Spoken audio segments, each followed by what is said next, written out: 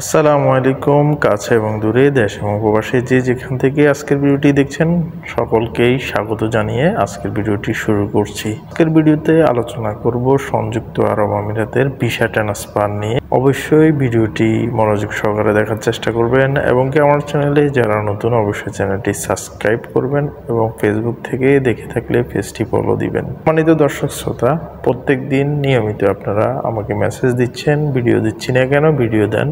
সংযুক্ত আরব আমিরাতের এপ্রিলের 10 তারিখে ট্রান্সফার চালু হচ্ছে, এই বিষয় নিয়ে পূর্ণাঙ্গ কথা বলবো।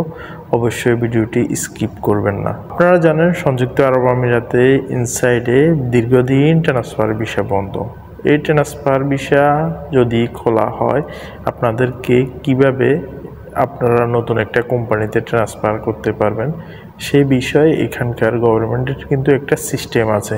সেই সিস্টেমটি আপনাকে আগে ফলো করতে হবে। সেই সিস্টেমটা কি, আমি আপনাদেরকে 3-4টা এখানে 4 পেজের গভর্নমেন্টের তাদের পিডিএফ আকারে ছবি দেওয়া হয়েছে। আমি আপনাদেরকে ছবিগুলো আমার ভিডিওর পাশেই দিয়ে দিচ্ছি, আপনারা দেখতে পারেন। এবং কি আমার ফেসবুক পেজে এই ছবিগুলো আমি পোস্টের মাধ্যমে আপনাদেরকে দিয়ে দিব, আপনারা ওইখান থেকেও কালেক্ট করতে পারেন।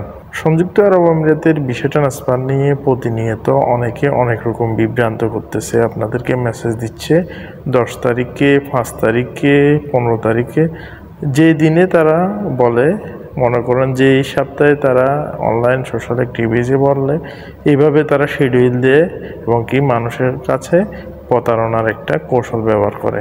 আসলে সংযুক্ত আরব আমিরাতের ভিসা ট্রান্সফার নিয়ে এখনও পর্যন্ত এই দেশের গভর্নমেন্টের কোনো নিউজ চ্যানেল বলেন, কোনো ওয়েবসাইট বলেন, কোথাও এ নিয়ে কোনো বিজ্ঞপ্তি আসে নাই। এ নিয়ে যেহেতু বিজ্ঞপ্তি আসে নাই, সেহেতু আপনারা অযথা কারো কথায় বিভ্রান্ত হবেন না এবং কি আপনার বর্তমান কোম্পানি থেকে ক্যান্সেল নেবেন না।